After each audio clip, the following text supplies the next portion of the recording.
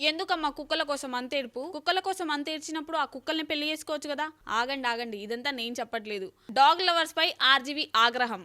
ఇప్పుడు మన దేశంలో ప్రస్తుతం అత్యధిక ట్రెండింగ్ టాపిక్ గా మారింది ఈ వీధి కుక్కల టాపిక్. సుప్రీంకోర్టు ఇచ్చిందిగా 8 వారాల లోపు ఈ వీధి కుక్కలన్నిటిని తొలగించాలని. దాంతో వివాదం మొదలైంది. దీనిపై కొంతమంది సెలబ్రిటీస్ సోషల్ మీడియాలో స్పందిస్తూ, ఎందుకు వాటిని చంపడం, అవి మూగజీవులు, దానివల్ల మీకు వచ్చిన నష్టం ఏంటి, ఒకవేళ వాటిని ఎక్కడికైనా తరలిస్తే వాటిని ఎక్కడ తరలిస్తున్నారు అనే ప్రశ్నలు వినిపిస్తున్నాయి. ఇది ఇలా ఉంటే మరోవైపు వీధి కుక్కలు ఎంతో మందిని హతమారుస్తున్నాయి, ఎంతో మంది చిన్న పిల్లల ప్రాణాలు తీస్తున్నాయి.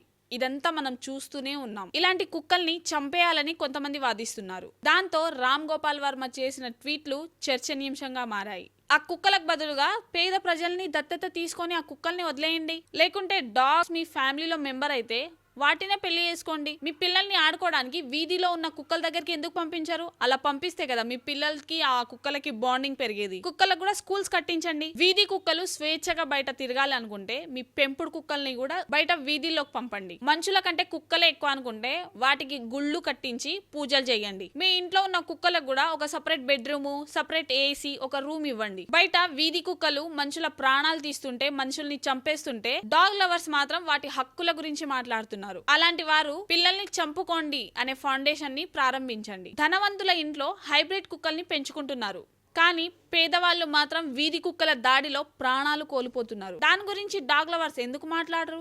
కుక్కల కోసం కన్నీళ్లు కాల్చేవాళ్ళు మరి చనిపోతున్న మనుషుల గురించి ఎందుకు సింపతి చూపించట్లేదు?